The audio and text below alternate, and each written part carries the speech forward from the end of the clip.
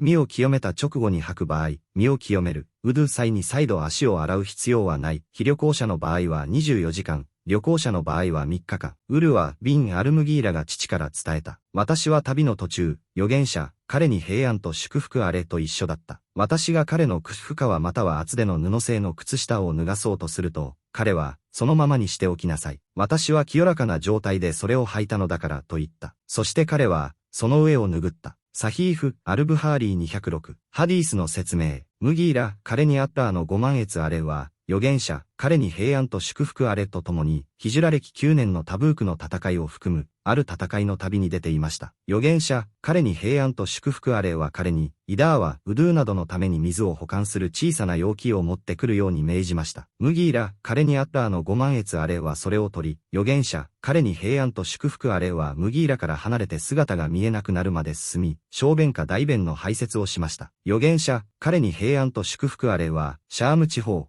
現在のシリアなどで織られた10羽、袖付きの上着を着ていましたが、袖から手を出そうとしても、きつくてできませんでした。そこで、ウドゥのために手と腕を洗えるように、10羽の下から手を出しました。そして、10羽を肩、腕の付け根と肩の接合部にかけました。ムギーラは預言者、彼に平安と祝福あれに水を注ぎ、預言者、彼に平安と祝福あれは祈りのために行うべき正式なウドゥを行い、クッフ足を覆う革製の履物で、多くの場合防寒用の上を拭きました。クッフの上を拭いたのは、清らかな状態で足をクッフに入れたからです。預言者、彼に平安と祝福あれは、脱がずにクッフの上を拭くという許可、ルフサを用いたのです。その後、預言者、彼に平安と祝福あれは祈りました。スンナー預言者の慣行によれば、クッフの上を拭く期間は、居住者であれば1日1夜、旅行者であれば3日3夜です。このハディース、預言者の原稿録からは、多神教徒が負った衣服で祈ることも許されることがわかります。当時、シャーム地方にはキリスト教徒がいました。また、クッフの上を拭くことが合法であることが示されています。ハディースの利点、小さな浮上、ハダス・アスガルによるウドゥの際に、クッフの上を拭くことが合法です。大きな浮上、ハダス・アクバルによる沐浴、グスルの場合は、足を洗う必要があります。拭き方は、濡れた手でクッフの上部を一度拭くだけで、下部は拭きません。クッフの上を拭くには、水で足を洗った完全なウドゥの後に履いていること、クッフが清らかであること、足の義務的な部分を覆っていること、大きな浮上、ジャナバや沐浴が必要な状態ではなく、小さな浮上の際に拭くこと、そしてシャリーやイスラム法で定められた期間、居住者は1日1夜、旅行者は3日3夜内であることが条件です。クッフと同様に、靴下など足を覆うものも同様に扱われ、その上を拭くことが許されます。預言者、彼に平安と祝福あれの立派な人柄と教え方。ムギーラがクッフを脱ぐのを止めさせ、その理由、清らかな状態で履いたからを説明することで、彼の心を安心させ、法的な判断を理解させました。